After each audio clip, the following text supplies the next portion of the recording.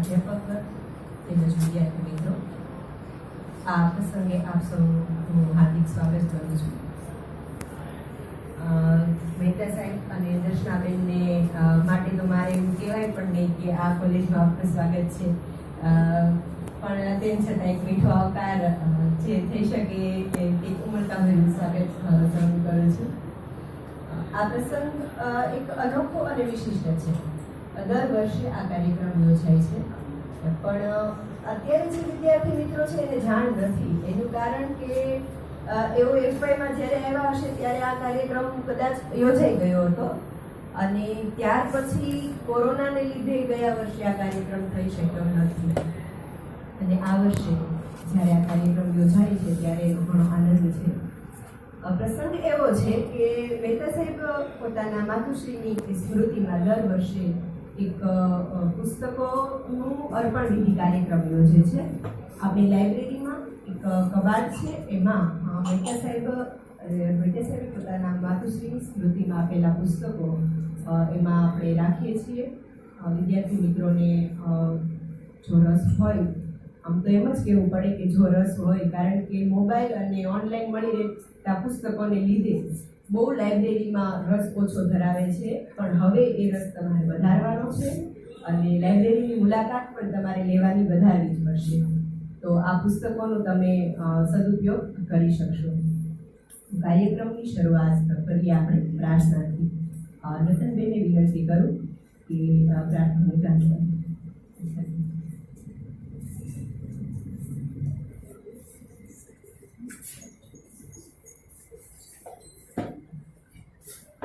આવતીકાલથી સરસ આપણા બધાનો પ્રિય તહેવાર નવરાત્રિ શરૂ થાય છે, કે મા ભવાનીની જ સ્તુતિ રજૂ કરું છું. નતા તો ન માતા ન બંધુર ન દાતા ન પુત્રો ન પુત્રી ન ભૃત્યો ન ભર્તા न छाया न विद्या न वृत्तिर्ममैव गतिस्त्वं त्वमेका भवानी. कुकर्मी कुसंगी कुबुद्धि कुदास कुलाचारहीना कदाचारलीना.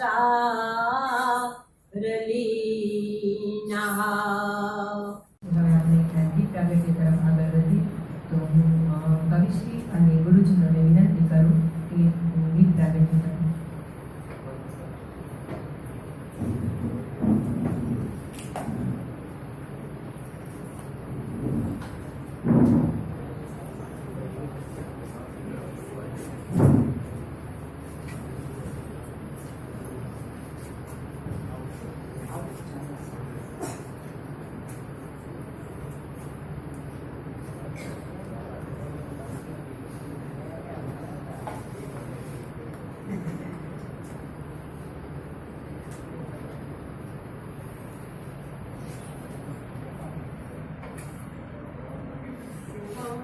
करोतु कल्याणम् आरोग्यं धनसम्पदः शत्रुबुद्धिर्विनाशाय दीपज्योतिर्नमोस्तुते.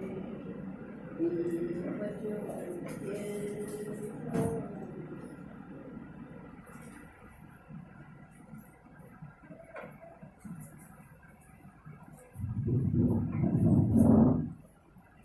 ડૉક્ટર દર્શનાબેન ધોળકિયાને વિનંતી કરું કે પ્રસંગને અનુરૂપ બે શબ્દો કહે.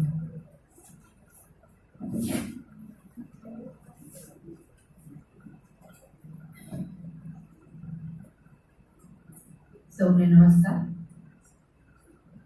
આપણી કોલેજના આચાર્ય શ્રી ઝાલા સાહેબ, આપણા સૌના ગુરુજન ડૉક્ટર મહેતા સાહેબ, નૂતનબેન,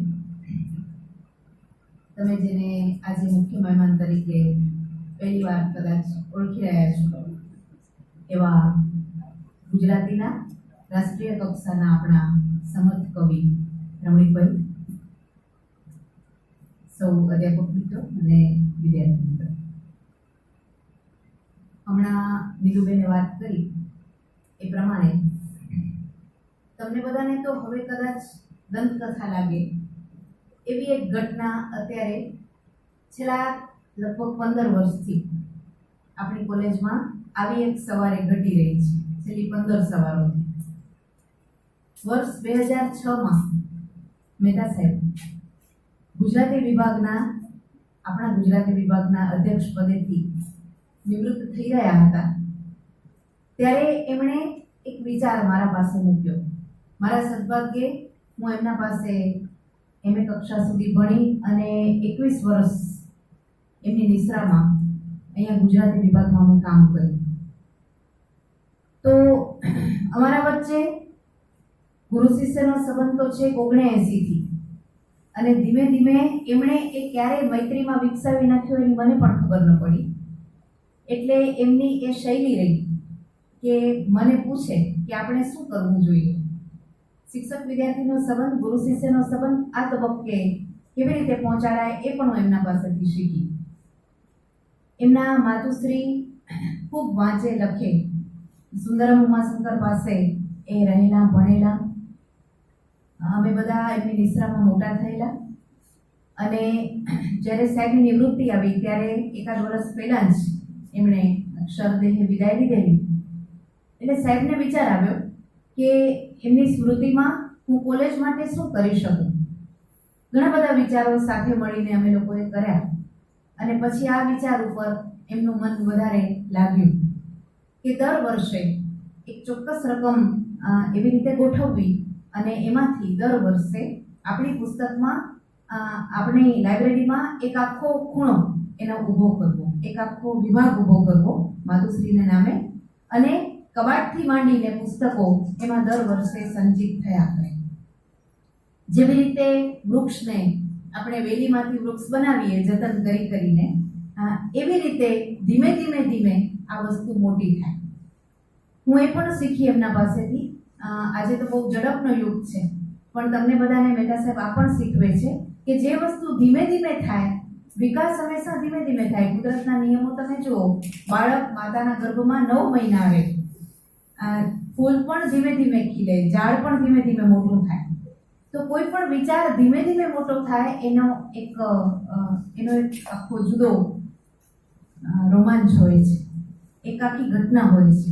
તો એવી ઘટના 2006ના ઓક્ટોબરમાં મહેતા સાહેબના મનમાં ઘટી, અને ત્યારથી આપણી કોલેજના ગુજરાતી વિભાગમાં પણ ઘટતી રહી કે દર વર્ષે એમાં પુસ્તકો ઉમેરાતા જાય. પહેલાં કબાટ લીધો, પછી ધીમે ધીમે પુસ્તકો આવ્યા, અને જે મિત્રો સાક્ષી છે એને ખ્યાલ છે કે આજે પુસ્તકોની સંખ્યા ક્યાંય જવા થઈ રહી છે, કારણ કે 2006થી આજે 2021નો ઓક્ટોબર આપણી વચ્ચે છે. અને બીજો વિચાર એ કર્યો, ખાલી પુસ્તકો મૂકવા એટલો જ નહીં, પણ બીજો વિચાર એ કર્યો કે એવું નિમિત્ત શોધવું કે આપણે ત્યાં કોઈ મોટી હસ્તી આવી હોય અથવા આપણી વચ્ચે હોય. આવી હોય તો એનો લાભ લઈ લેવાનો, અને આપણી વચ્ચે હોય તો આપણી સાથે જ રહે. એવી હસ્તીને હસ્તે એ મુકાવવા. એટલે આપણે મૂકી જવા, દોડ આવીને કોઈને ખબર ન પડે એમ નહીં, પણ તમને બધાને ઘણું બધું શીખવા મળે. એટલે એક હસ્તી આવે એને હસ્તે એ મુકાય. એટલે રમણીકભાઈને કહેતા મને આનંદ થાય છે. રમણીકભાઈ પણ આ ઘટનાના મારા જેટલા જ સાક્ષી છે, પણ વચ્ચેના વર્ષોમાં એ વડોદરા નિવાસ કરતા હતા. અને 2006થી માંડીને તમને બધાને બહુ આનંદ અને આશ્ચર્ય થશે કે રઘુવીરભાઈ સાહેબની નિવૃત્તિ વખતે ખાસ આવેલા. એટલે પેલું જ અહીંયા આ કાર્ય એમને હસ્તે થયું, વરદ હસ્તે થયું. અને ત્યાર પછી કેવા કેવા સર્જકોને હસ્તે આ રોપણ વિધિ થતી રહી. ચંદ્રકાંત શેઠ, રમણ સોની, હસિત મહેતા, આપણા કીર્તિભાઈ ખત્રી, કચ્છ યુનિવર્સિટીના ભૂતપૂર્વ વાઇસ ચાન્સેલર યાદવ સાહેબ, વસંત ભટ્ટ, સંસ્કૃતના પ્રકાંડ પંડિત, આવા લોકોને હાથે આ પુસ્તકો અહીંયા મુકાતા રહ્યા. એટલે એવી વ્યક્તિઓ, વિનેશભાઈ અંતાણી, વિનોદ જોશી સાહેબ, એવી હસ્તીઓ આપણી કોલેજમાં આવે, તમને બધાને મળે અને બાને આ રીતે અર્ઘ્ય આપે. આજે શ્રાદ્ધનો પણ છેલ્લો દિવસ છે, તો શ્રાદ્ધ આમ તો આપણે કર્મકાંડ કરી નાખ્યું છે, પણ મહેતા સાહેબ જેવા સંતાનો આપણને શીખવે છે કે વડીલોનું શ્રાદ્ધ કર્મ કેવી રીતે થાય. એ અખંડ ચાલતું હોય છે. એ કોઈ 15 દિવસ 2-4 દિવસ મૃત્યુ પામે ત્યારે અર્ઘ્ય આપવાની ઘટના નથી. જિંદગીભર આપણે આપણા વડીલોને ચાહીએ અને એ ન હોય ત્યારે પણ કેવી રીતે એને ચાહી શકાય, એની સ્મૃતિને વ્યાપક બનાવી શકાય, એની આ ઘટના તમને શીખ આપે છે. તો એક સાથે આ ઘટના દ્વારા સંસ્થાને સાહેબે અર્ઘ્ય આપ્યો, કારણ કે આ સંસ્થામાં એમણે 30 વર્ષોથી વધારે કામ કર્યું. 1976 થી માંડીને 2006 એ આ સંસ્થામાં સાહેબે અધ્યક્ષપદને શોભાવ્યું. આપણી લાલન કોલેજ એ સમયે યુનિવર્સિટી ગણાતી એવા અધ્યાપકો ત્યારે રહ્યા અને આજે પણ એ પરંપરા સદભાગ્ય જળવાઈ છે. ઝાલા સાહેબ જેવા આચાર્યો એને જાળવી રહ્યા છે અને અધ્યાપકો પણ જાળવી રહ્યા છે. તો 30 વર્ષ જે માતૃ સંસ્થામાં કામ કર્યું એને માતાના જ નામે અર્ઘ્ય આપવો એ એક શીખ. એ અર્ઘ્ય પુસ્તકો દ્વારા આપવો, વિદ્યાની ઉપાસના દ્વારા આપવો એ બીજી શીખ. અને કોઈ મોટી હસ્તીને, ધારે તો સાહેબ પોતે પણ એટલી મોટી હસ્તી છે કે દર વર્ષે મૂકી જાય, પણ મોટી હસ્તી દ્વારા એ મુકાવવું, મારા જેવી વિદ્યાર્થીનીને એમાં સામેલ કરવી, એટલે વિદ્યાર્થીઓને પણ કેવી રીતે ગુરુના કામમાં જોડવા, એ ચોથી વાત. અને દર વર્ષે તમને બધાને મળતા રહેવું અને સંસ્થાની પ્રદક્ષિણા કરતા રહેવું, એ પાંચમી વાત. આવી કેટલી બધી વાત આમાંથી શીખવા મળે છે. એટલે મિત્રો, હું ઘણી વાર કહેતી હોઉં છું કે દરેક દિવસ આપણને કશુંક આપે છે. તમે બધા ડાયરી ન લખતા હો તો લખવાનું શરૂ કરજો અને દરેક દિવસે તમને શું મળ્યું, અને ખાસ કરીને આજની ઓક્ટોબર મહિનાની આ તારીખે તમે એક વ્યક્તિ પાસેથી, ગુરુજનો એને કહેવાય જે પરોક્ષ રીતે, પ્રત્યક્ષ રીતે તો શીખવે છે પણ પરોક્ષ રીતે પણ તમને સતત આપતા રહે, જે આપ્યા કરે એનું નામ આચાર્ય. તો મહેતા સાહેબના ગુરુજન આચાર્ય યશવંત શુક્લ કે ઉમાશંકર જોશી, હરિવલ્લભ ભાયણી સાહેબ, એમની પરંપરામાંથી એ આવ્યા અને અમારા બધાના પણ એ આચાર્ય બની રહ્યા. અને આવી રીતે તમને બધાને આવું શીખવાડીને પેઢીઓ સુધી એમણે આચાર્ય પદ એ નિભાવવાના છે. તો આવી એક ઘટના આજે તમારી વચ્ચે આપણી કોલેજના ખંડમાં ઝાલા સાહેબ અને રમણીકભાઈની સન્નિધિમાં ઘટી રહી છે. ત્યારે આપણે ઘણી વાર કહેતા હોઈએ છીએ ને કે આ ઐતિહાસિક ક્ષણ હતી, ફલાણી ઐતિહાસિક ક્ષણ હતી. તો આપણે બધા પણ આવી આજે જે વર્તમાન છે એ આવતીકાલનો ઇતિહાસ છે. તો આવી ઐતિહાસિક ક્ષણોના તમે આજે સાક્ષી બનો છો. છેલ્લા 15 વર્ષથી આ ધારા ચાલતી આવી છે, રઘુવીરભાઈના હાથે શરૂ થઈ છે. આજે પણ તમે એક એવી હસ્તીને અત્યારે મળી રહ્યા છો જેનો પરિચય હમણાં સાહેબ આપશે, એટલે એમાં હું વચ્ચે નથી પડતી. મારે તમને આ જાણ કરવાની હતી કે આ કેવી ઘટના છે અને તમે બધા પરોક્ષ રીતે, બોધ સીધી રીતે ના અપાય. આપણા મમટાચાર્ય કહે છે ને કે પ્રિય પત્નીની જેમ જે બોધ આપે એનું નામ સાચો સર્જક. તો આપણા મહેતા સાહેબ ગુજરાતીના રાષ્ટ્રીય કક્ષાના મૂર્ધન્ય સર્જક છે. એને પણ તમને આવી રીતે ગળે ઉતાર્યું કે જીવનને કેવી રીતે વ્યાપક બનાવી શકાય, કેવી રીતે તમે તમારા અસ્તિત્વનો વિસ્તાર સાધી શકો.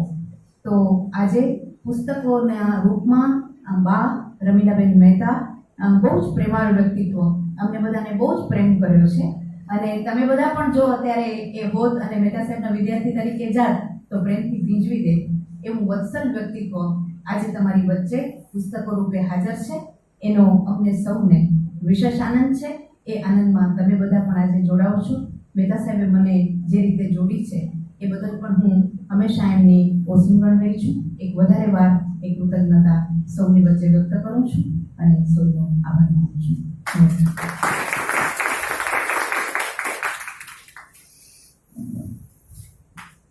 આભાર દર્શક. હું ડૉક્ટર ધીરેન્દ્ર મહેતા સાહેબની પુત્ર પરિચય આપે.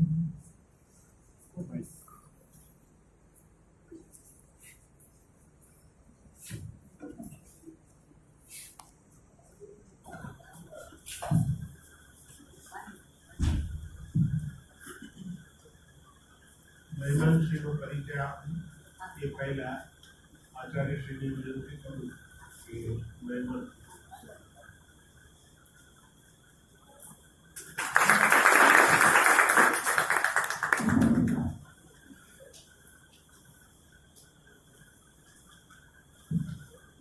આચાર્યશ્રી સાહેબ તો સંભળાશે ક્લાસ પણ લીધો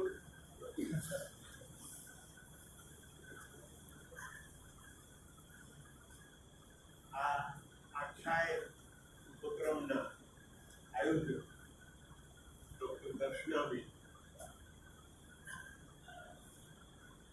અતિથિ વિશેષ કવિશ્રી રમણીક સોમેશ્વર, ગુજરાતી વિભાગના અધ્યક્ષ ડોક્ટર સૈતાલીબેન, સાથી અધ્યાપકો પ્રોફેસર પૂર્ણાબેન, પ્રોફેસર ગુલુબેન, પ્રોફેસર મનુ છાયા સાહેબ,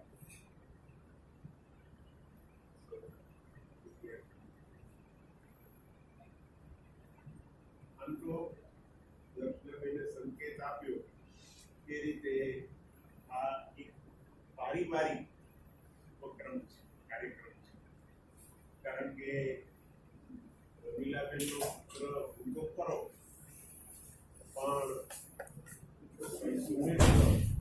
પણ એમના પુત્ર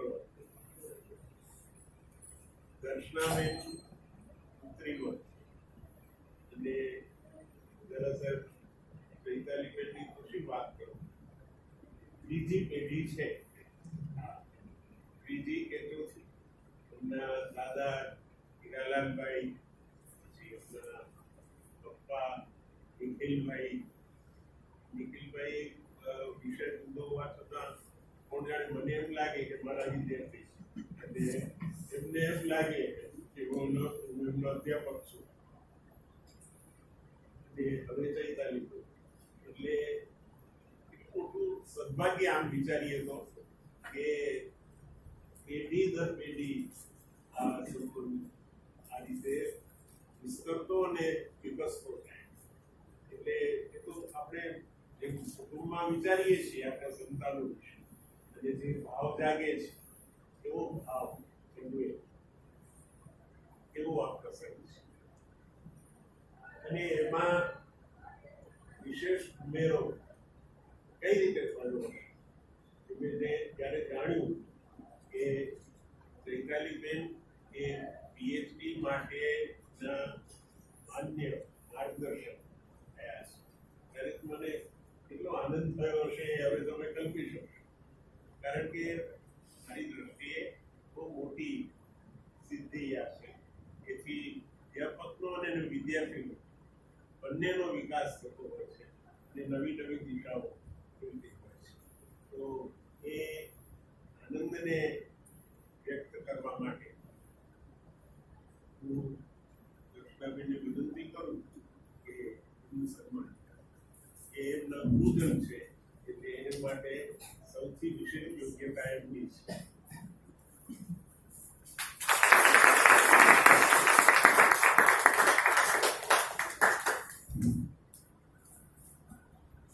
છેલ્લા 3 દિવસથી એવો અનુભવ થઈ રહ્યો છે કે હું જાણે મારે ઠેકાણે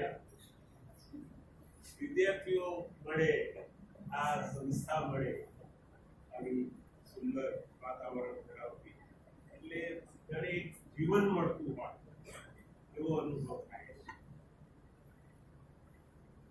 એમાં આપણે દર્શનાબેને કહ્યું કે એ મોકો એ અવસર દાયકાથી પણ અધૂરી દાયકાથી આપણે આંગણે આવે છે અને આપણે એની હવે ગ્રંથાલય એ તો સૌ જાણે છે એવી રીતે શૈક્ષણિક સંસ્થાનો પ્રાણ કહેવાય. તો એ ગ્રંથાલયમાં એનો દીપ એ સતત પ્રજ્વલિત રહે એ માટેના પ્રયત્નો રૂપે આ પુસ્તકો આપણે ઉમેરીએ. આઈડી ગ્રંથપાલના આદર્શ છે. અચ્છા, હમણાં તમારું સ્મરણ ગ્રંથાલયમાં ગ્રંથાલય ગ્રંથપાલની પણ ગ્રંથાલય, કારણ કે માત્ર પેલા દ્વારપાલ ગ્રંથોનું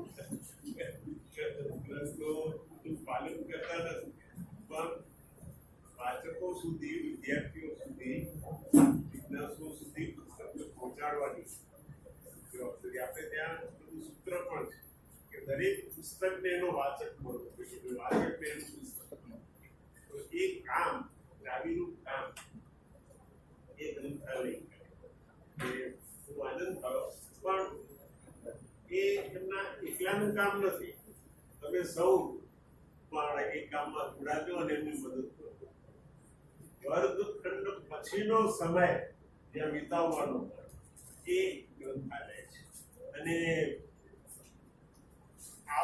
આવતા જતા માણસોને પ્રશ્ન થાય કે અત્યારે રાત્રે કેમ આ બગાનમાં દીવા જળહળે છે? તો એનું કારણ એ કે ત્યાં વિદ્યાર્થીઓ, એટલે તમને સતત વિદ્યાર્થી હોવાનું ભાન કરાવે, વિસરવા ન દે એવી એક જગ્યા છે.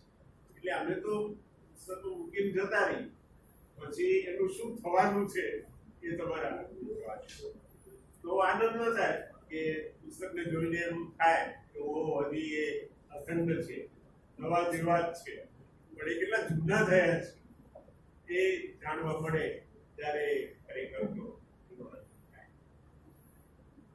જેમ દર્શનાબેને કહ્યું તેમ આપણે એ એક પુણ્ય કાર્ય કહો, પવિત્ર કાર્ય કહો, પુનિત કાર્ય કહો, જે કહો તે કોઈના વરદ હસ્તે કરાવીએ છીએ. અને એમાં એમણે જે નામોલ્લેખ કર્યા એ ગુજરાતના સારસ્વત જોડાય છે. શા માટે જોડાય છે? કારણ કે જે ભાવ સાથે આપણે આ કાર્ય કરીએ છીએ એ ભાવ સાથે જે સંમત છે એટલા માટે. અને સાથે સાથે આપણા ઘરાંગણાના જે એવા સારસ્વતો છે એમને પણ એ સાંકળીએ છીએ. તમે યાદી પણ એની જોઈએ અને તમને એ નિમિત્તે પરિચય પણ થશે એવા વ્યક્તિ વિશેષો કયા છે. અને જુદા જુદા ક્ષેત્રના પણ આમ પુસ્તક સાથે જે સંયોજાયેલા હોય એવા કોઈ ગ્રંથાલયને કારણે હોય, આપણે ગ્રંથાલય નિયામકને પણ મહેમાન તરીકે અહીંયા આ રીતે આ કાર્યક્રમમાં રૂપ કરેલા, અને જે શબ્દના બંધા હોય એવા વ્યક્તિ વિશેષો પણ આપણને એમનો સહયોગ પ્રાપ્ત થાય. તો એવા એક શબ્દના બંધા એ કવિશ્રી સુરેશ્વર છે, એમને આજે આપણે મેળવી શક્યા છીએ. પ્રતિકૂળ સંજોગો તો એટલા બધા એમના છે અત્યારે કે એમને કરતા પણ જરા આપણને સંકોચ, પણ એ બધું ટાળીને ભૂલી જઈને એ ઉપસ્થિત રહ્યા છે. એનો મહિમા છે.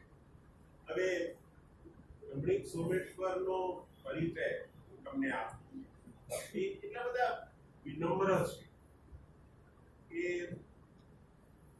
કદાચ તમારામાંથી કોઈ એમને ન પણ ઓળખતા, તમને એમના કાર્યનો પૂરેપૂરો ખ્યાલ તો નહીં જ હોય એમ તમને પૂછ્યા વિના હું કહી શકું.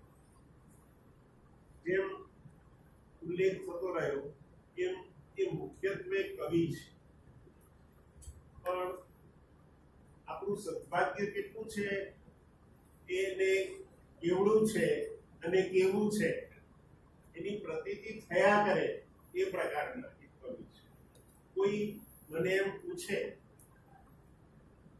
કે તમે કચ્છમાં તમે કચ્છ કરો છો અને કચ્છના સાહિત્યનો આખો ફિલ્મ કરો છો, કે સાહિત્યકારો કોણ, તો હું ગદ્ય લેખનમાં કદાચ 4-5 નામ આપી શકું, પણ એ જો તરત બીજો પ્રશ્ન કરે કે એ તો બરોબર પણ કોઈ કવિ ખરા કે કેમ, તો મને એક નામ જોયું.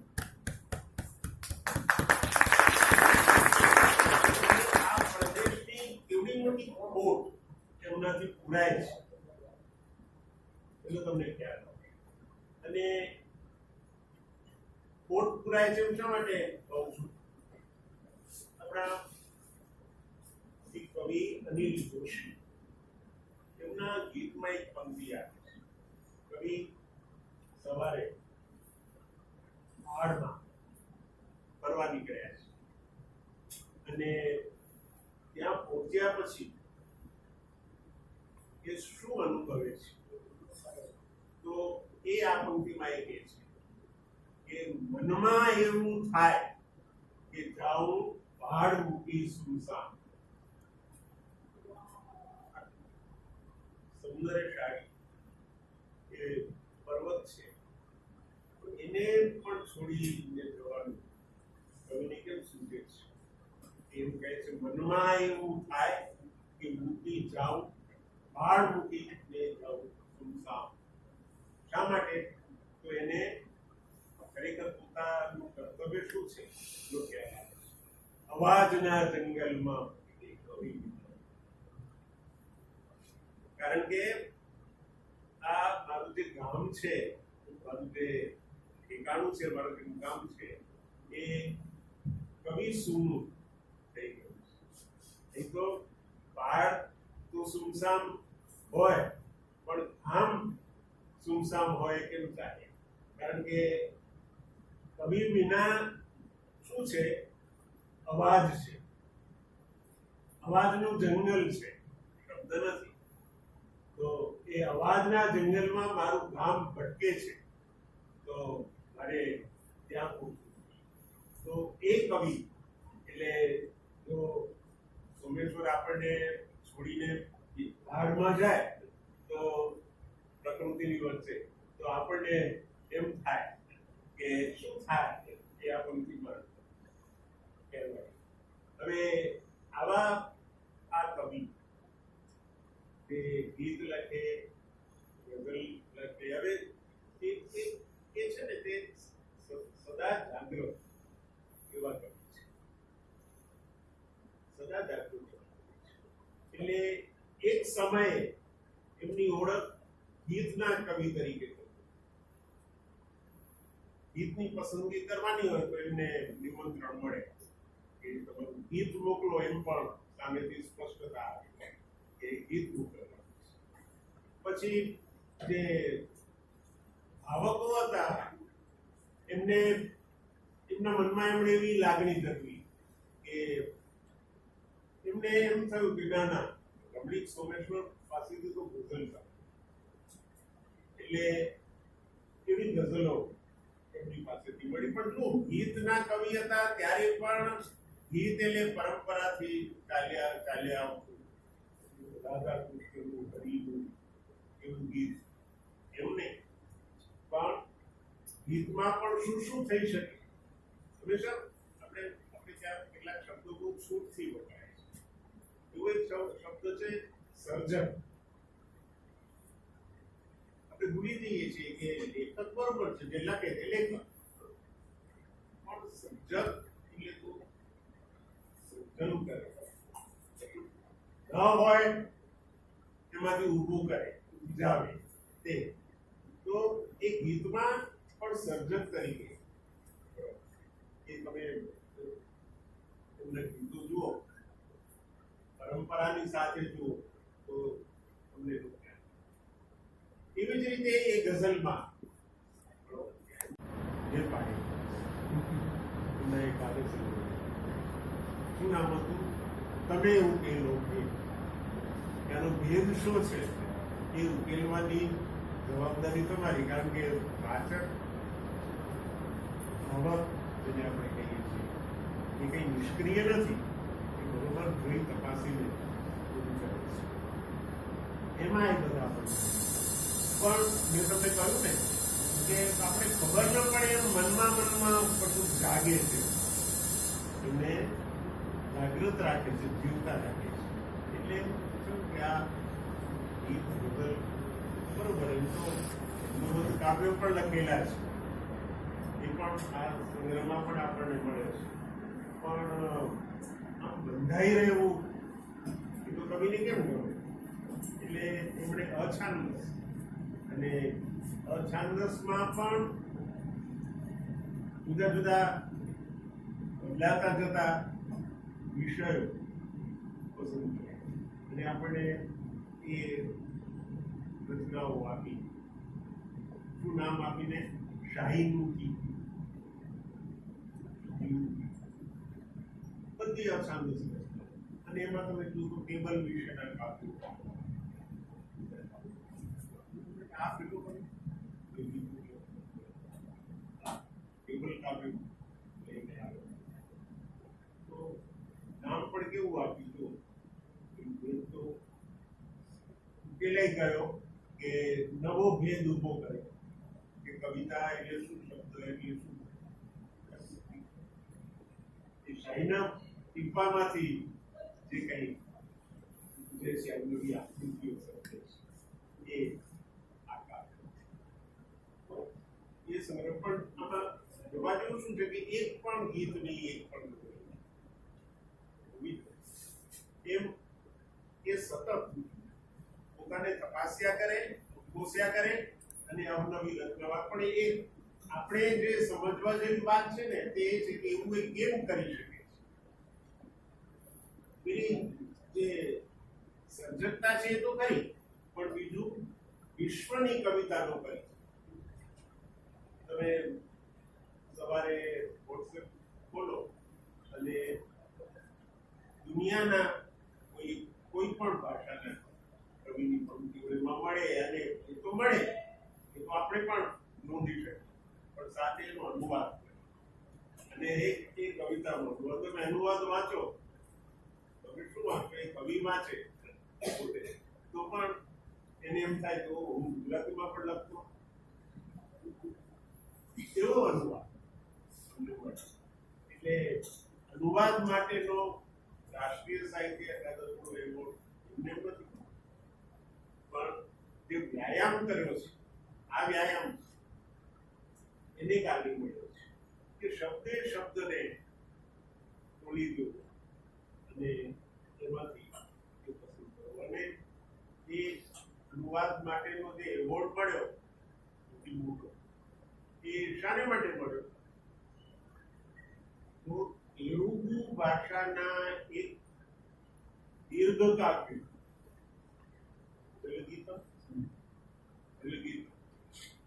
એનો ગુજરાતીમાં કાવ્યાનુવાદ, પદ્યાનુવાદ નહીં, કાવ્યાનુવાદ એમણે કર્યો. સળગી એને મળ્યો.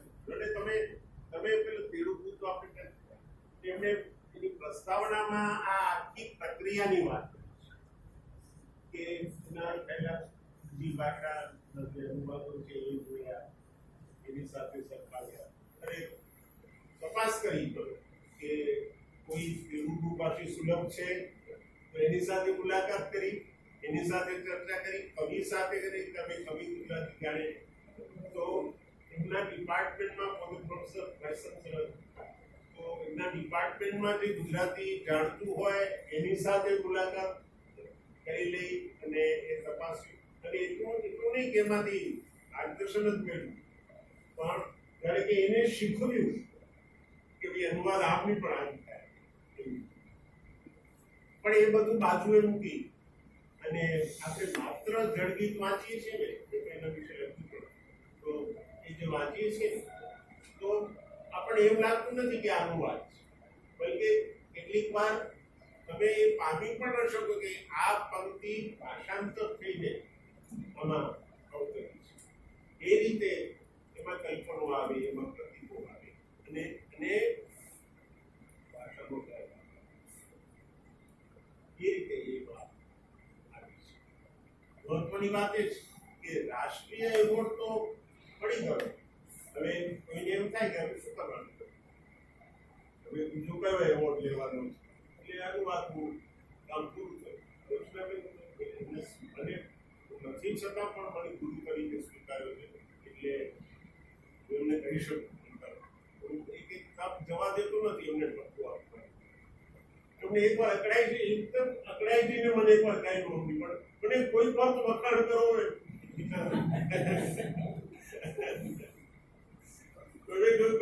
તમને કેમ ખબર પડી કે વખાણ નથી કરતો પણ એ વખાણ મારા મનમાં રાખ્યું છે અને તમને જે કહેવા જાઉં છું એ કહું છું.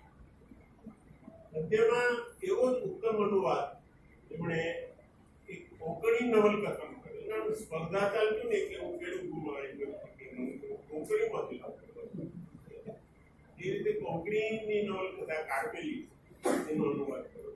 પણ મેં એને માટે તો એમની એટલે અનેક જગ્યાએ મારે એ તપાસવાનો આવેલો એ અનુવાદ ક્યાંય મને મૂક્યો એ સંસ્થાએ તો એ તપાસતા એમને ભણાવ્યું કે આ પણ એક વાક્ય છે કે ક્યાં કાન પકડવાની તક મળે છે એ બધું કર્યું. પણ એ બધું થયાને અંતે એક ઉત્તમ અનુવાદ પણ મેં જેમને ટપકો આપેલા એટલા માટે આપ્યો કે કારમેલી તો બરોબર છે પણ પછી શું યક્ષ પ્રશ્ન છે ને તે એ છે પછી જવાબ હજી સુધી એમણે મને આપ્યો નથી પછી આપેલી આપણે રાહ આ એક ઝડપી લીધું આપણું કામ જ પોતે કશો કરવો નહીં અને બીજા જે કરે એ આપ જોયા કરો એ આપણું કામ. તો કહેતો એ હતો કે મહિમા તો ખરો પણ સાથે સાથે મહત્વ એ વાતનું છે કે પેલું કામ તો થયું ગણગીચું પણ પછી એ વ્યાયામ પૂરો નથી પણ સતત ચાલુ રહે અને એના પરિણામો આપણને મળતા રહે. અને આપણે જોઈએ કે એકાદ પંક્તિ આવી હોય ને તો પણ એમાં એ આપણને દેખાય કે કેવી રીતે આ સાધન. હવે આ તો કવિ રમણીક સોલે પણ તમને એક બીજી વાતની ખબર છે એમને પણ પછી દુનિયાએ કર્યું ત્યારે કે સુંદર ચિત્રો કરે છે. આપણે એ તો ખબર હતી કે કવિતામાં એ ચિત્રો કરે છે પણ આ તો રેખાઓ પણ આપણી સામે મૂકી. હમણાં કાલ પરમ દિવસ જ પાછળ મને મોકલે વોટ્સએપમાં એટલે મેં એમને કહ્યું એક જોઈને કે રેખાઓ પરનું પ્રભુત્વ દેખાય એ તમે કીધું કે બિચારે લસરકા કર્યા હોય અને તો કવિતા અને ચિત્રોના સંબંધ પછી સવારની સલામ કરે ફોટોગ્રાફ તો એ તો આપણે કેવી રીતે માનીએ કે આવી સુંદર ફોટોગ્રાફી અને એમાં પણ જે કવિતામાં જે થતું હોય ને એ બધું આપણે જોવા મળ્યું અને આપણે એમ લાગે કે શબ્દ પછી રેખા સંયોજાય છે એક વ્યક્તિમાં અને એમની ચેતનામાં. તો આવા આ પરિચય એમનો આપણને સમજે હોય અને એ ઉજમાં આપણને સુલભ છે એવું નહીં એ આમ કહીએ આપણે ભૂલી ગયા એવી એક ગૌણ બાબત છે. ગૌણ છે એટલે ભૂલી ગયા એ વ્યવસાય એ બેંક કર્મચારી હવે બેંક કર્મચારી પણ હોય નથી નોકરી એ સિવાય પણ વ્યક્તિ તો ને નોકરીમાં જ વ્યક્તિ સમય નથી પણ જોવા જેવું એ છે કે છતાં એ રસ જાગૃત હોય. હું મિત્રો પાસેથી હું સાંભળું ઘણી બધી શક્તિઓ જોઈને એમ કહી કે કેમ તમે શકું નથી સર ટાઈમ જ કેમ સમય જ કેમ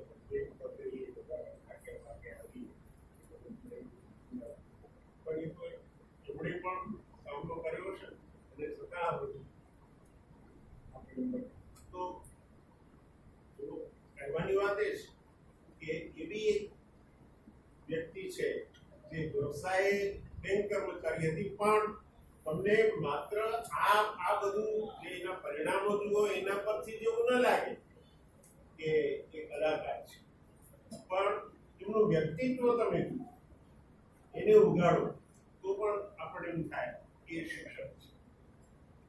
આ સાહિત્યકાર તો છે પણ શિક્ષક પણ છે. તમે જુઓ, એકવાર દર્શનાબેન એમને એમએમાં યુનિવર્સિટીમાં ભણાવવા માટે એમને બોલાવ્યા છે, તો એ શું ભણાવવા ખબર છે? ધ ઓલ્ડ મેન નામ એને સાંભળ્યું બેન કર્મચારી, તો એને માટે એમએના વિદ્યાર્થીઓને ભણાવવા માટે અને તે પણ સતત 2 દિવસ, અને એમાં મુશ્કેલી મને વારંવાર ફોન આવે. હેમિંગવે વિશે મેં આ વાંચ્યું, મેં અંગ્રેજીના આટલા પુસ્તકો જોયા, એમાં આમ લખેલું છે, આ જે પ્રસંગ છે એની કડી તો અહીં મળે છે, એટલે વિદ્યાર્થીઓનું શું થશે?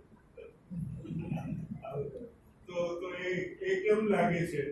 બરાબર લાગે છે એની વાત કરીએ. અરે એ તો ઠીક છે, પણ મેં નેટ પર પછી છેવટે આ સુધી કાઢ્યું કેમ પણ એ લાગે, અને શું હોશથી શું ઉત્સાહથી એ ભણાવે અને એના અર્થઘટનો કરે કે પેલા વ્યક્તિત્વ જે શિક્ષક છે એટલે આ કરી શકે. ગુજરાતીમાં એમ કરેલું છે, એક વખત પૂછાવે કે પીએચડી શરૂ કરવું એવા મને એમ તો મુશ્કેલી મારી સામેથી બોલવી એટલા માટે આ પાછા દર્શનાબેન માને એટલું એ પણ માને, એટલે મેં એમ કહ્યું એટલે એમને સ્વીકારી પણ કામ એ કક્ષા ફેસ કરે અને મને ખોટો પાડ્યો કે પોતાની યોગ્યતા કેટલી છે એ આમ ચૂપચાપ એમણે સૂચવી. તો એવા શિક્ષક એટલે જે હંમેશા શિક્ષક રહે, ક્યારેય પણ બેંકમાં રિટાયર થાય પણ આમાંથી ક્યારેય રિટાયર ન થાય એવા શિક્ષક. એટલે કુદરતે કરીને જેના એક વખત હતા શિક્ષક, પણ કે બહુ વિનમ્ર, એટલે બધા એમ પોતા બેંકની નોકરી મળે છે શું આમાં, એટલે એ છોડીને પછી પસ્તાયા થાય એ શિક્ષકની નોકરી છોડીને બેંકમાં કામ એ શિક્ષક. તો એવી વ્યક્તિ એ આજે આ પુસ્તકો ઉગાવીએ છીએ, એટલે તમારે શું કરવાનું છે એ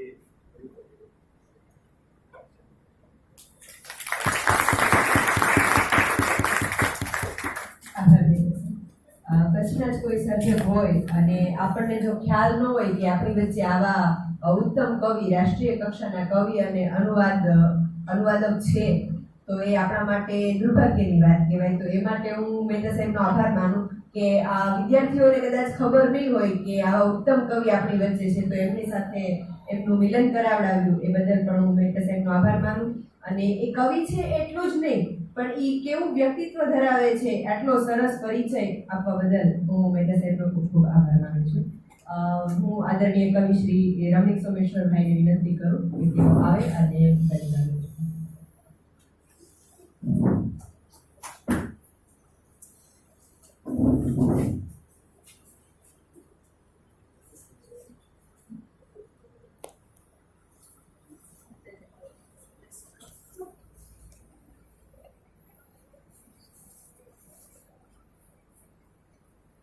શરદ ઋતુની આ સવારે વસંત ઋતુના પ્રતિનિધિઓ આવા યુવાનો વચ્ચે આવવાનો મને જે અવસર મળ્યો છે એનો મને આનંદ છે. અહીં કોલેજના પ્રિન્સિપાલ ઝાલા સાહેબ છે, ધીરેન્દ્રભાઈ, નૂતનબેન, દર્શનાબેન, સનિષ્ઠ અધ્યાપકો અને તમે સૌ અભિભાવકો, એ બધાની વચ્ચે હું વાત કરવા ઊભો થયો છું ત્યારે હું આવતા હમણાં કોણ જાણે કેમ પણ 2 દિવસથી મરાઠી ભાષાના કવિ મુંડેશ પાળગાંવકરની થોડી પંક્તિઓ મારા મનમાં ઉભી આવે. જેમના હૃદય વૃક્ષોના તેમને જ ફક્ત ફૂલો આવે.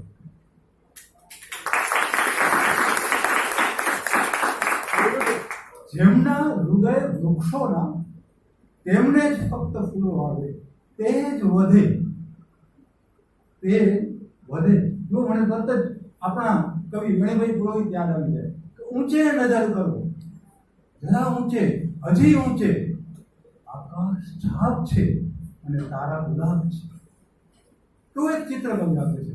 તો મંગેશ પાડવા કહે છે કે જેમના હૃદય વૃક્ષોના તેમને જ ફક્ત ફૂલો આવે, તેજ વધે, પ્રકાશ પીએ, તેજ મોસમ જીવી. જો વાવી રાખશો તો પરિતોષનું પ્રશ્નતાનું ગાતું પક્ષી જરૂર અહીં આવી જશે. અને એવા એક પુસ્તકોનો મહિમા કરવાનો જે અવસર છે એનો મને આનંદ છે. એમાં મને સહભાગી કરવામાં આવ્યો. એ માટે હું શાળા કોલેજનો દેવેન્દ્રભાઈનો અને તમારા સૌનો આભારી છું. આ પ્રસંગ, આજનો અવસર મારા માટે 3 રીતે બહુ મહત્વનો છે. પહેલી વાત તો એ હું પણ આ કોલેજનો જ વિદ્યાર્થી છું. મેં અહીં જ કર્યું છે અને અહીં આવતા જ એ સ્મૃતિઓ મારા મનમાં તાજી છે. અમે પણ જેમ દેવેન્દ્રભાઈ કહ્યું ને કે ગ્રંથાલય એવું છે કે જ્યાં સૌથી વધારે સમય ગાળવાનું આપણને મન થાય. તો એમાં અમે રાજેશ સંતાણી અને બધા સાથે હતા. તો એમના પુસ્તકાલયમાં અમે ખૂબ સમય કાઢતા અને કેવી કેવી વાતો કરતા. એ વાતોમાં હું જાઉં તો ઘણો બધો સમય નીકળી જાય. તે વખતે અમે જ્યારે એસવાય ટીવાયમાં ભણતા ત્યારે સર્વાંતિશનું પુસ્તક ડોન ક્વિક્સોટ નામ સાંભળ્યું છે? તમે કોઈ નામ સાંભળ્યું છે? અરે સાહેબ, એવું પુસ્તક જે 16 જાન્યુઆરી 1605 એની પહેલી આવૃત્તિ હતી. તારીખ યાદ રાખજો, 16 જાન્યુઆરી 1605, લગભગ 500 વર્ષ પહેલા. અને આજે પણ દુનિયાની તમામ ભાષાઓમાં એના અનુવાદોની નવી નવી આવૃત્તિઓ બહાર પડતી રહે છે. પુસ્તક એટલે શું? આટલા વર્ષો પછી પણ ચિરંજીવ જે હોય છે એ પુસ્તક. તો આજે પણ એની અને ગુજરાતીમાં ચંચી મહેતાએ ડોન કિહોટનો બહુ સુંદર અનુવાદ હતો, જોરદાર કર્યો છે. જ્યારે હજી સાહિત્યમાં એક્સડ વગેરેની કોઈ વાત નથી તે વખતે મનુષ્ય મનની એબ્સર્ડિટી શું છે, સમાજની એબ્સર્ડિટી શું છે એની, અને હાસ્ય નવલકથા છે, તમને વાંચી ગમશે. દળદાર તે જમાનામાં 2 ભાગ પડેલા, 2 ભાગ બહાર પડેલા. 1605માં પહેલો ભાગ, 1615માં બીજો ભાગ. અને પછી ચંચીના અનુવાદોનું જે છે પ્રકાશન કેન્દ્રીય સાહિત્ય અકાદમી કર્યું. એના પણ નવી નવી આવૃત્તિઓ હજી પણ બહાર એમાં પુસ્તકો કામુ, કાફકા, દિનકર, હિન્દી ભાષામાં અજય અને ગુજરાતીના અનેક કવિઓ, સર્જકોને એમને વાતો કરતા એક ક્ષણો તમે એમને કાર્ય કરી આપી છે. એ મારા માટે આજના અવસરનો બીજો મહિમા એ છે, વિરેન્દ્રભાઈ કહ્યું તેમ કે એમના માતૃશ્રીનો મને પણ માતૃવત પ્રેમ મળ્યો છે. એમના હાથની રસોઈ તો ખૂબ ખાધી છે, એમની પાસે બેસીને પુસ્તકોની વાતો કરી છે. અને એ તો મને કહેતા કે ગીત ગાય એટલે હું રમેશ પારેખ અને હરીન્દ્ર દવેના મારા ઘોઘરા અવાજમાં ગીતો ગાતો. એટલે ખૂબ વાત્સલ્ય એમનું મને પ્રાપ્ત થયું. એટલે આજે મારા માટે આ એક સ્મૃતિ વંદનાનો અવસર છે, એમની સ્મૃતિને વંદન કરવાનું. અને જે ત્રીજી મહત્વની વાત છે તો મેં તમને પ્રારંભ કરી પુસ્તકોનો મહિમા. એક સંનિષ્ઠ અધ્યાપક, એક ઉત્તમ સર્જક અને પુસ્તક પ્રેમીને સૂઝે એવો આ વિચાર કે માતાની સ્મૃતિમાં આ રીતે પુસ્તકો મૂકવા, માત્ર મૂકવા જ નહીં, એનો ઉત્સવ કરવો. અને એ જે પેલું વૃક્ષ વાવવાની વાત છે ને, એ વટવૃક્ષ થતું જાય, એ આખું વન ઊભું થતું જાય, આખું વન ઊભું થતું જાય, એ રીતે એટલે એ રીતે પણ આ મારા માટે મહત્વનું છે. એટલે આજે મારે તમારી સાથે આવી થોડી વાતો, પુસ્તકોની થોડી વાતો આ નિમિત્તે કરવી છે. પુસ્તકોનો મહિમા દુનિયામાં કેવી કેવી રીતે થતો હોય છે. તમને કેટલાક ઉદાહરણો.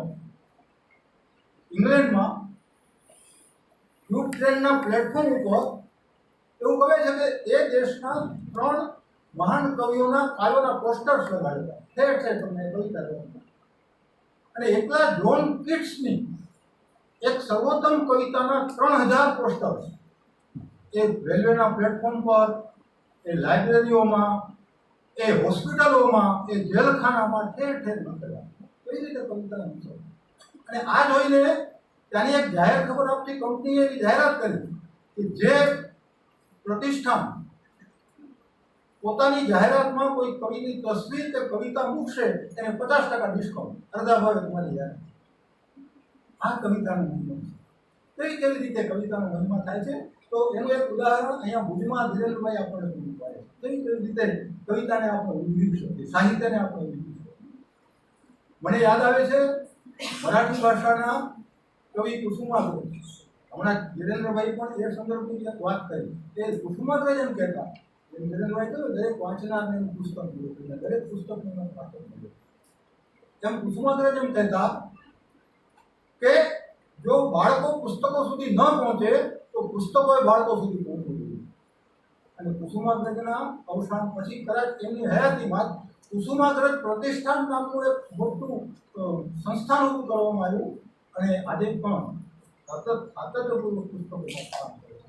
કેવી કેવી રીતે પુસ્તકો વિશેના કામો થતા હોય છે.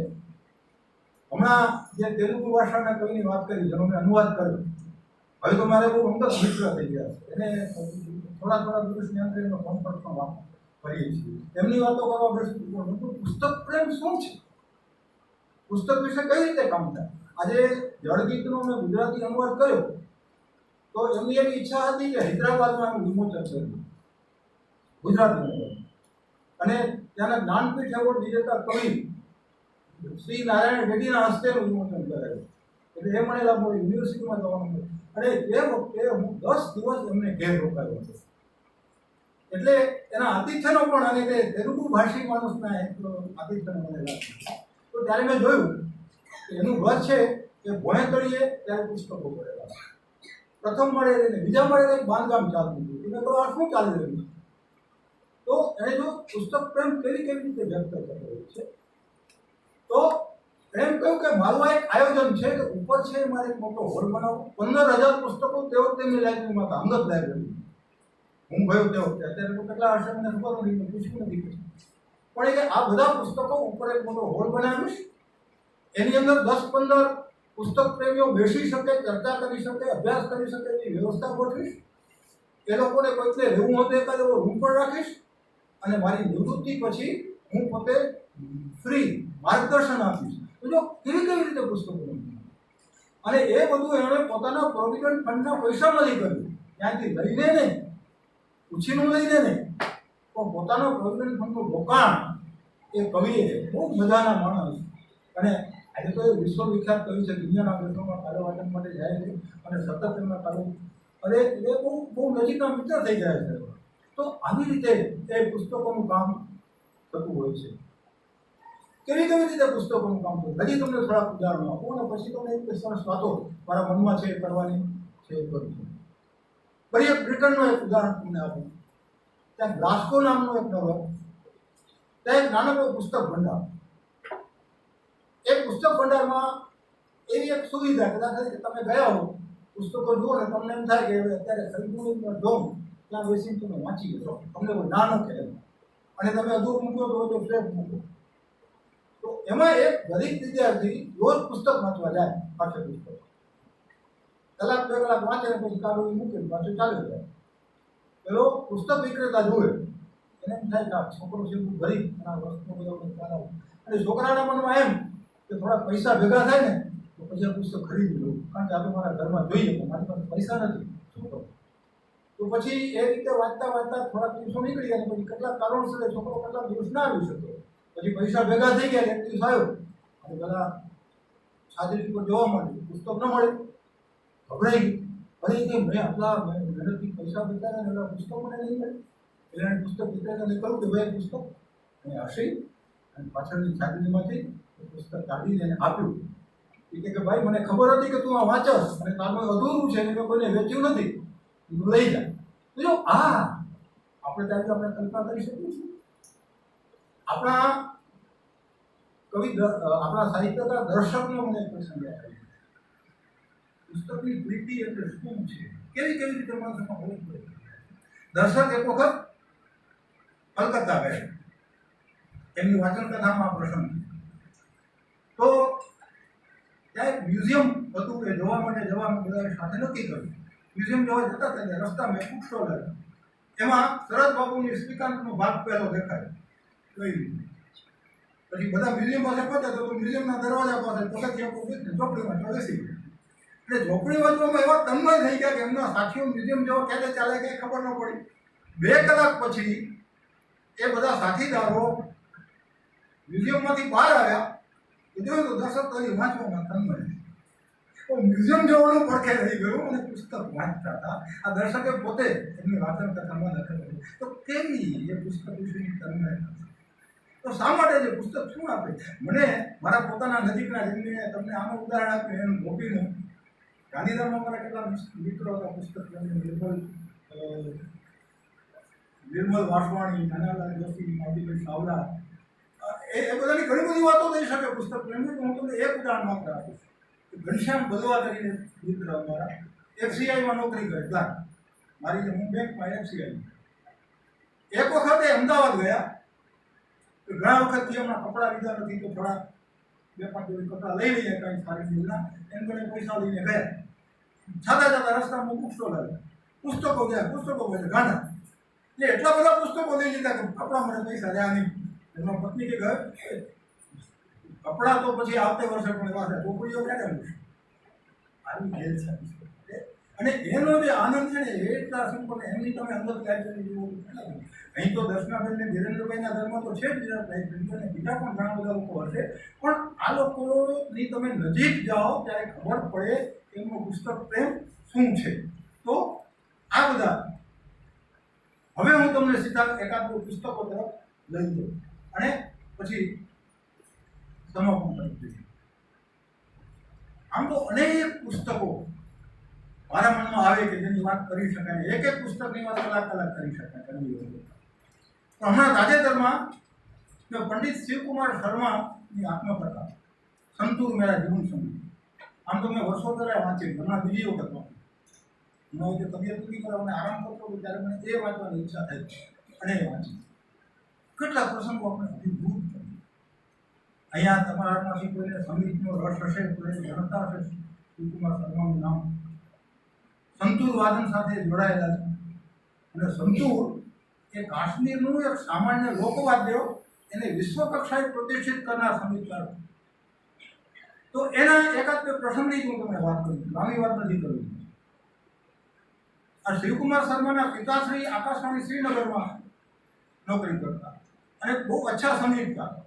એટલે શિવકુમાર એની પાસે જ તૈયાર થયા, શરૂઆત કરી તબલા વાદન, અને એટલા સારા તબલા વગાડે કે શ્રીનગરમાં એ તબલા વગાડતા પણ ખ્યાતિ આખા દેશમાં એની ધીમે ધીમે પહોંચી ગઈ. યુવાન એ જ્યારે તમારા જેટલી ઉંમરના હતા, 17 વર્ષની આસપાસ, 17-18 વર્ષના હશે, ત્યારે અચાનક જિંદગીમાં પહેલી વખત મુંબઈમાં એક સંગીત સમારોહ હતો, એમાં એને વગાડવા માટેનું આમંત્રણ મળ્યું. 17 વર્ષની ઉંમરે યાદ રાખજો. ગયા એ મંચ પર તો મહાન સંગીતકારો, પંડિત રવિશંકર, જયસિંહ ખાન, કેટલા બધા દુનિયાના મહાન સંગીતકારો, એની વચ્ચે આ છોકરાને વગાડવા ગયા. એટલે આયોજકે કહ્યું કે ભાઈ તારે તબલા વાદન કરવાનું છે. તબલામાં હું ના, ખાલી તબલા વાદન નહીં કરું, હું તો સંતૂર પણ વગાડીશ. હવે પરિસ્થિતિ આવી કે એ જમાનામાં સંતૂર એટલે શું એ જાણનારા, એ જે કાવસ્કી જહાંગીર હોલમાં એક કાર્યક્રમ હતો એમાં 80% ઓડિયન્સને ખબર નથી કે સંતૂર એટલે શું. સંતૂર પણ વગાડીશ. આયોજક કે ભાઈ હું ન થાય, હું નાનો છો, તને ચાન્સ મળ્યો છે આટલા બધા લોકો વચ્ચે વગાડવાનો, અને તારે માત્ર તબલા વગાડવાનું નહીં, હું તો સંતૂર વગાડીશ, કોઈ વગાડીશ, 2 વગાડીશ, તબલા વગાડીશ, સંતૂર વગાડીશ. હઠ પકડી રાખી. એટલે આયોજકો છેવટે, કારણ કે એનું બેકગ્રાઉન્ડ બહુ સારું હતું, એના પિતાજી તો હતા જ, પણ એના પિતાજીને દેશના મોટા મોટા સંગીતકારો સાથે ગૌરવ બહુ હતો. સીધી તો ના ન કહી શકે, તારે જે વગાડવું હોય તે વગાડ, તને 30 મિનિટ પકડી આપું, એમાં તારી કરવું કર, બાકી લાંબી વાત છે. પણ ટૂંકમાં કહું તો પછી એનો વારો આવ્યો, મંચ પર પહોંચ્યા. સંતૂર એક બાજુ મૂક્યું, તબલા લીધા, પગલો ખુલ્યો, તબલા પર થાપ ચાલુ. પૂરા 30 મિનિટ એને માત્ર તબલા વગાડે, અને એવા તબલા વગાડે કે આખો હોલ ખુશખુશાલ, વાહ વાહ વાહ વાહ. અને પછી તરત જ તબલું પડખે મૂકીને સંતૂર હાથમાં લીધું અને સંતૂર ઉપર રાગ યમન છેડ્યો. અને પછી તો એ વગાડવામાં એવા બધા મશગુલ થઈ ગયા કે 1 કલાક પૂરો, 1 કલાક એને આપવામાં આવી માત્ર 30 મિનિટ. એ તો તબલામાં ગઈ 1 કલાક, અને સંતૂર એવું વગાડ્યું કે આખો હોલ તાળીઓના ગડગડાટથી, અને વંશ મોર, હજી વગાડ. કલાક થયો એ પોતાનું વગાડવાનું પૂરું કર્યું. વંશમાં એમની હાકલ આવે અને આયોજકો સામે પાછળ જોયું. શું કર્યું? આજે તો ભાઈ વગાડ આ લોકોની તો જોઈ બી જશે. 17 વર્ષનું યુવાન એટલે બહુ સમજદાર અને વગાડ્યું નહીં, વિનમ્રતાથી ઊભો થયો. આમ પણ મેં બહુ વધારે સમય લઈ લીધો છે. નમસ્કાર. ચાલ્યો. આયોજકોએ મંચ પર આવીને કહેવું પડ્યું કે આ છોકરાને આપણે ફરીથી બોલાવશું માત્ર સંતોષ વગાડવા માટે. ત્યારે લોકો તો આ 17 વર્ષની ઉંમરે આ સિદ્ધિ આપણે આમાંથી મળી. હજી તમને મારે એક બે વાત કહી છે. જુઓ, એ કોઈ પણ મહાન માણસની આત્મકથા જીવન ચરિત્ર વાંચો ત્યારે આપણે ખબર પડે કે એ લોકો કેવી રીતે આગળ વધ્યા. એ હજી તો ગ્રીન રૂમમાં જાય છે એટલે કેટલાય લોકોને બહુ આવી ગયું. એમાં એક આવ્યા દેશના નહીં વિશ્વના સુપ્રસિદ્ધ તબલા વાદક અલ્લારખા ખાન. હવે અલ્લારખા ખાનને તો ખૂબ માન આપતો, એના આદર્શ હતા અલ્લારખા ખાન. હું તો તબલા વાદક તો આના જેવો હતો અને એને સામેથી મળવા એ ગદગદ થઈ ગયો. અને પછી આપણે ઇતિહાસ જાણીએ છીએ, જે લોકો જાણે છે કે જકીર હુસૈન એનો દીકરો એનો મિત્ર બની ગયો અને હરિપ્રસાદ ચોરસિયા જકીર હુસૈન અને શિવકુમાર શર્માની જે દીકરી એની યુગલ જોડી એની વાતો તો ઘણી છે, સંગીત રસનો જાણે છે, એનું નથી હતો ત્યારે પણ પછી એ પોતાના ઉતારે ગયા.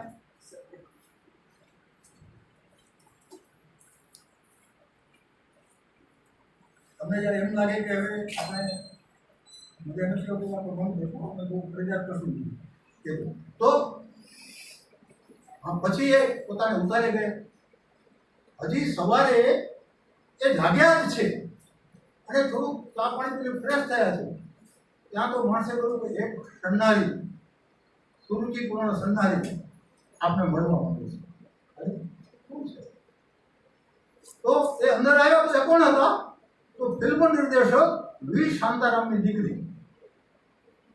અને એના માટે એના પિતાનો સંદેશો લઈને આવી છે કે શું તમે અમારી આગામી પિક્ચર જનક જનક પાયલબાજીમાં સંતૂર વગાડશો? એવી જ વખત મુંબઈ આવ્યો છે છોકરો અને સંતૂરના એક પ્રભાવે કેવો ચમત્કાર થતો. પણ મેં તમને કહ્યું કે હું સમજદાર છું. એણે કહ્યું, બેન તારી વાત તો સાચી છે, તમારું જે આમંત્રણ છે લોભાણું છે, પણ મારી 15 દિવસ પછી કોલેજની પરીક્ષા છે. આમે હું ભણવામાં ઠોઠ છું, તો આ નહીં આપી શકું કે નાપાસ તો તમારા નાપાસ આપશે એમ ન ચાલે. મારે તો પરીક્ષા આપી સોરી તમારા આમંત્રણ નથી સ્વીકાર્યું. ના, જો વિચાર કરો તમે ફિલ્મ નિર્દેશકનું આમંત્રણ સોરી નહીં. પણ પાછું જતા કહ્યું, પણ હા, જો મારી પરીક્ષા પછી પણ જો તમારું આમંત્રણ ખુલ્લું હોય તો હું વિચારીશ એમ કહ્યું. તો ચાલે ગયા. પરીક્ષા આવી. બરાબર પરીક્ષાને આગલે દિવસે વી શાંતારામનો તાર આવ્યો. સંગીત માટે આવી ગયા અને ઉપડ્યા સંગીત કક્ષમાં બેઠા. વસંત દેસાઈ એના સંગીત નિર્દેશક, જેની ફિલ્મના રસ્તે બધા જાણતા હોય. જનક જનક પાયલબાજી પિક્ચર બધાની ટેસ્ટ ચાલતી હતી વગાડવાની. હવે વસંત દેસાઈએ સંતૂરનું નામ સાંભળ્યું ન હતું. એને ખબર નથી કે આ કયું વાદ્ય છે. જોયું તો હતું જ નહીં, નામે નતું જોવાનું. છોકરો શું વગાડશે ખબર નહીં. એ કહ્યું કે શિવકુમાર તમે વગાડો છો? તમને ખ્યાલ આવ્યો શું થોડી વાર વગાડો સાંભળી. વસુંધરા થઈ ગયો, હું તારા માટે સંગીત રચના કરીશ નહીં. તું પોતે જ ફિલ્મ જોઈ લે અને તું પોતે જ રચના કર. મને શ્રદ્ધા છે કે તું સારું વગાડીશ. વિચાર કરો, પહેલી જ મુલાકાત.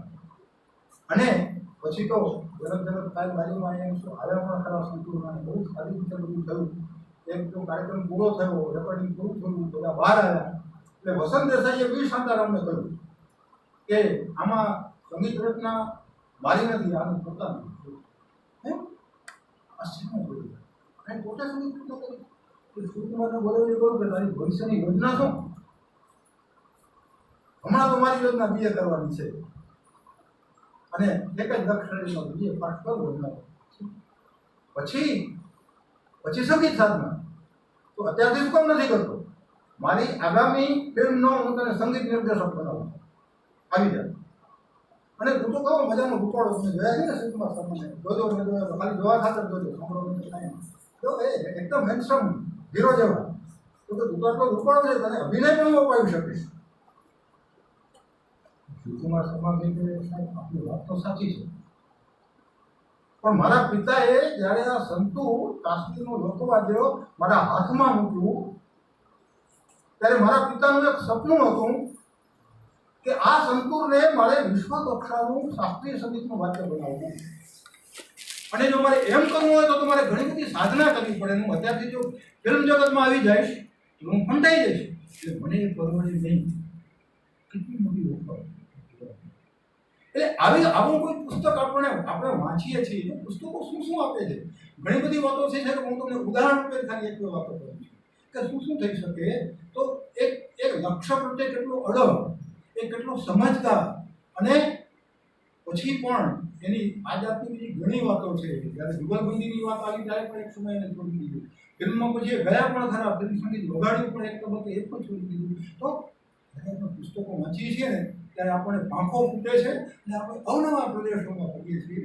આપણે અવનવા એમાંથી અને ઘણી વખત હવે છે એક નાની વાત, ઘણી વખત એક સાહિત્ય એ સીધી રીતે કોઈને ઉપદેશ આપતું નથી. એ સીધી રીતે કોઈને કશું કહેતું નથી કંઈ કરવા માટે, કોઈ આદેશ આપતું નથી, તો છતાં એના ચમત્કારિક કરવામાં આવે છે. એક બે નાના ઉદાહરણ. કુમાર સામયિકની તમને ખબર છે બધાને?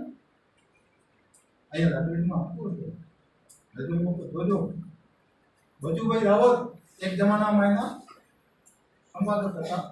અને એ કુમાર એટલે માત્ર ગુજરાતી ભાષાનું નહીં, ભારતીય ભાષાઓનું ઉત્તમ સામયિક. તો એ બચુભાઈના જમાનાની વાત છે. એક દિવસ બચુભાઈ કુમાર કાર્યાલયમાં સવારમાં બેઠા હતા.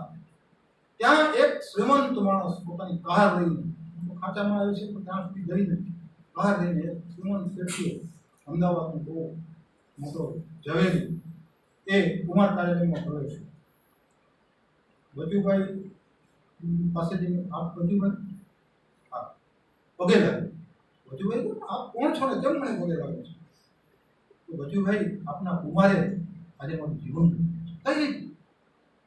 પછી એને માંડીને બધી વાત કે હું આ સોના ચાંદીનો બહુ મોટો વેપારી છું, કરોડોનો વેપાર તે જમાનામાં કરતો. કોઈ કારણસર વેપારમાં મને બહુ મોટી ખોટ ગઈ, એટલી મોટી ખોટ કે મને એમ થયું હું તો સડક પર આવી ગયો. હવે હું કોઈ દિવસ પણ પૂરી કરી શકીશ નહીં. એટલે મેં નક્કી કર્યું કે મારે આત્મહત્યા કરવી. એટલે આત્મહત્યા માટેનું ઝેરનું દ્રાવણ લઈ મારે ઘેર ગયો. ટેબલ પાસે શાંતિથી મારા વડોમાં બેઠો. પણ તમારું કુમાર વર્ષોથી વાંચવાની મને ટેવ. એટલે એક પડ્યો તો મારી નજર એના ઉપર જાય જ. તો આજે હું પડ્યો તો આનું ખોલ્યું, રાજેન્દ્ર શાહનું ગીત ભાઈ રે આપણા નાની એવી જાતક વાતનો મચવીને જોશ ભાઈ રે આપણા.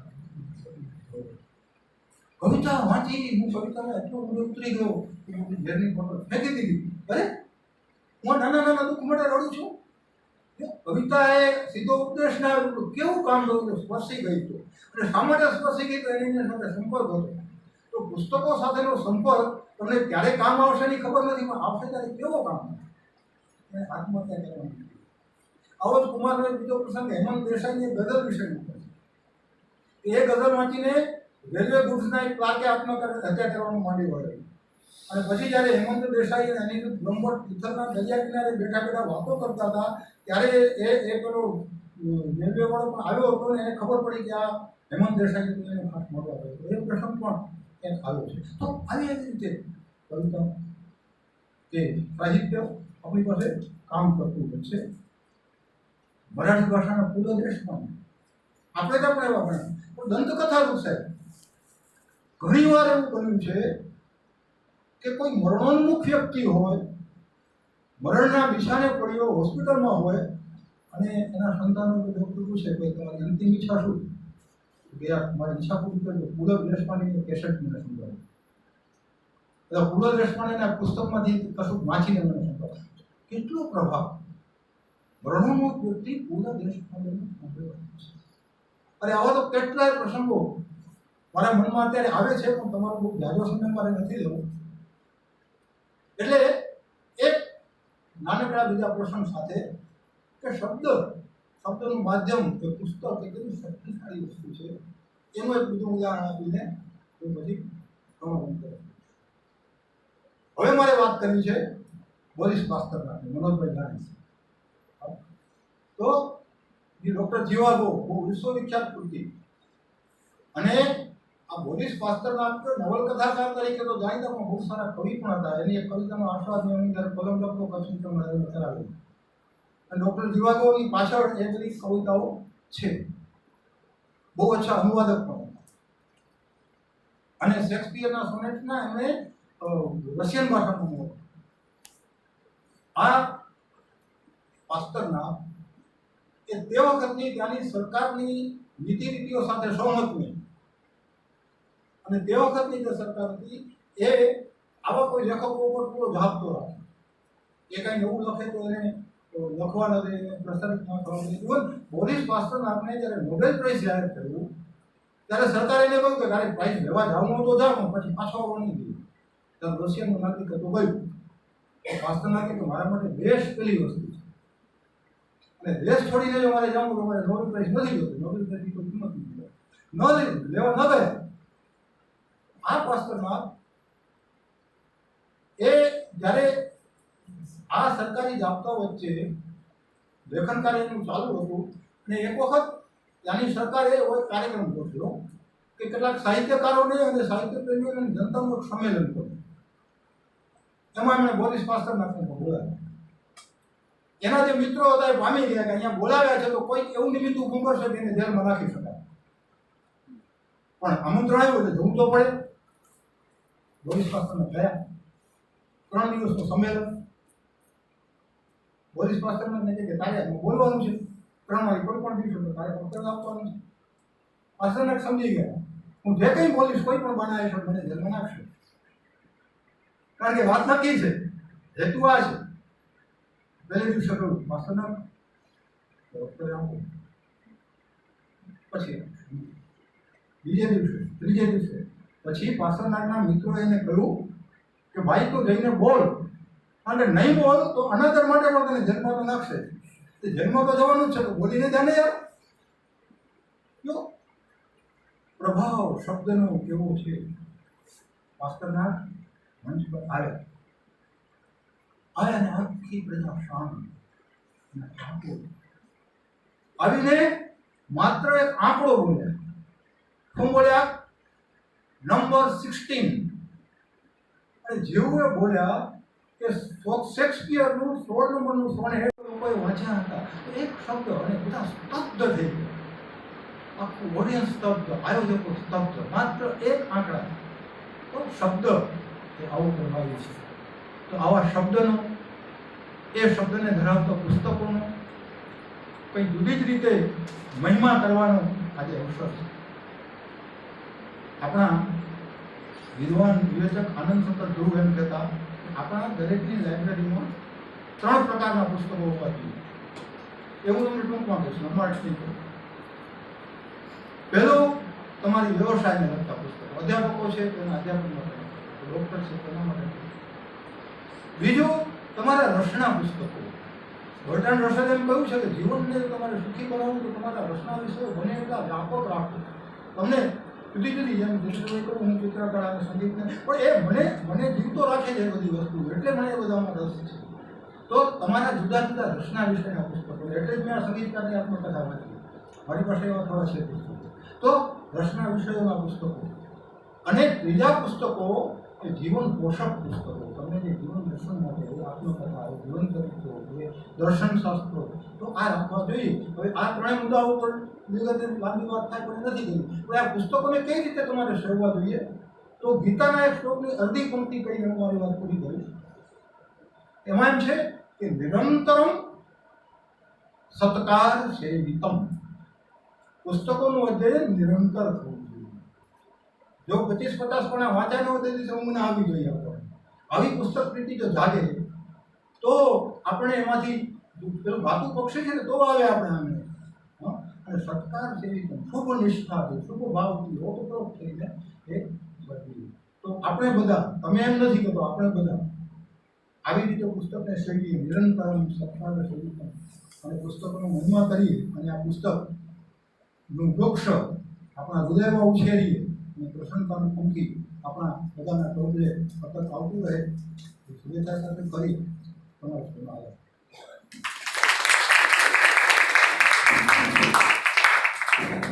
ઝાલા સાહેબની નજર લઈને એક વાત તમારા બધા વચ્ચે વહેંચવી છે.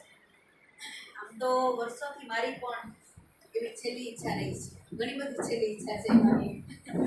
એટલે તો કેવી રીતે ફળે કે મારી લાઇબ્રેરી જ્યારે જોઉં ત્યારે એમ થાય કે આપણે સાથે લઈને તો નહીં જઈએ તો કરશું શું, આ પુસ્તકો પડ્યા રહેશે અને હું નીકળી જઈશ. એટલે મિત્રો ભેગા થઈએ ત્યારે અમારા એક મિત્ર છે, સંયુક્ત મિત્ર જગદીશભાઈ ભુજ, એ ઘણીવાર કહે કે આપણે ચિતા લાકડાની નહીં પણ આપણા પુસ્તકોની કરશું. એટલે એ મનમાં બેસી ગયું છે મને.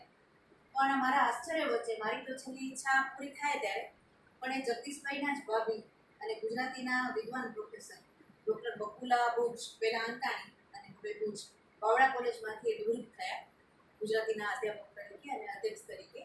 એમનું હમણાં નિધન થયું 1-1.5 મહિના પહેલાં. અને એમણે આખી ડિઝાઇન ઝાલા સાહેબ દોરી બતાવી કે આવી રીતે મારી ચિત્તા પુસ્તકોની જ ગોઠવવી, જગદીશભાઈએ જ ગોઠવે અને એ જ રીતે મને છેલ્લી વિદાય આપવી. કોરોના કાળ હતો એટલે 15-20 જણા જ એમને કોરોના નહોતો થયો પણ તેમ છતાં 15-20 જણા જ વિદાય આપવા ગયેલા અને એ ડિઝાઇનમાં એ પુસ્તકોની સાથે કર્યા. રમણીકભાઈને લાવ્યા છે અને બેન તો આપણી સાથે હંમેશા જોડાયેલા હોય જ છે. સાહેબના વિદ્યાર્થીની તરીકે, આપણા ગુરુજન તરીકે ઘણી બધી ભૂમિકાએ આ સર્જકો આપણી સાથે જોડાય છે. એટલે મારો આભાર ઘણો નાનો પડશે. એટલે આપણા સૌ વતીથી, કોલેજ પરિવાર વતીથી, આચાર્યશ્રી વતીથી હું આભાર માનીશ. અને ખાસ કુદરતનો આભાર છે કે ઘણી એવી કોલેજો એવી હોય છે. કાલે વિષ્ણુભાઈ પંડ્યા સાહેબ અહીંયા ઉપસ્થિત રહ્યા, જેમણે મહેતા સાહેબે એક સાથે PhD શરૂ કરેલું. તો એક ગુરુના 2 વિદ્યાર્થી, એક દિવસ એક વિદ્યાર્થી, એક દિવસ બીજા વિદ્યાર્થી આપણને મળે છે. તો કુદરત આપણા ઉપર કેટલી મહેરબાન છે કે દરેકને આ સૌભાગ્ય નથી પ્રાપ્ત થતું. અને જે અત્યારે ઉપસ્થિત નથી રહી શકે એવા વિદ્યાર્થીઓને ખબર નથી કે એ લોકો શું ગુમાવી રહ્યા છે. પણ જે હાજર છે એને ચોક્કસથી આજે અને વિશેષ તો જ્યારે આ સમય વીતી જશે પછી પણ આ સ્મરણો સ્મૃતિમાં રહેશે કે આપણે કેવા કાર્યક્રમોમાંથી કેટલું પામતા હોઈએ છીએ.